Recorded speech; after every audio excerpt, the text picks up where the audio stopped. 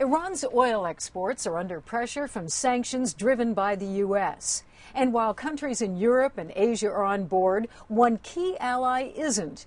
This January, the biggest buyer of Iranian oil turned out to be the United States' friend and ally, India. We are working with countries around the world, including India, that maintain strong oil relationships with Iran, encouraging all of them to reduce their dependence on Iranian crude. I don't think you're going to see India pulling back from purchasing crude from Iran, but this will force Iran to discount. China, the biggest buyer up to now, cut its Iranian oil imports in half last month, driving a hard bargain, knowing Tehran is feeling the heat.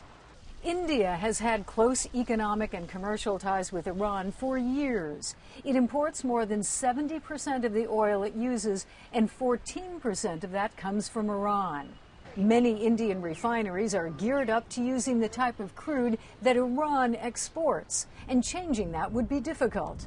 In fact, India's oil minister says the country might even buy more Iranian crude because it's now a better deal, for India at least. But as our New Delhi correspondent Sarah Seidner found out, India and Iran are having to work around U.S. sanctions. An Indian government official who did not want to be named told us that India and Iran are trying to work out a payment for Iranian oil in Indian rupees now instead of dollars because of the new U.S. sanctions. You have to keep in mind that the Indian rupee is not a freely convertible currency, which could mean that Iran would be forced to use that money only on Indian goods and services. Iran is under pressure from all sides. The European Union announced it's banning imports of Iranian crude oil and will cut off all shipments as of July. Japan and South Korea are considering oil sanctions. And the Obama administration has sanctions against foreign and commercial banks that do business with the Central Bank of Iran. If India keeps buying Iranian crude, it will be an irritant in relations between the U.S. and India, Greg Priddy says.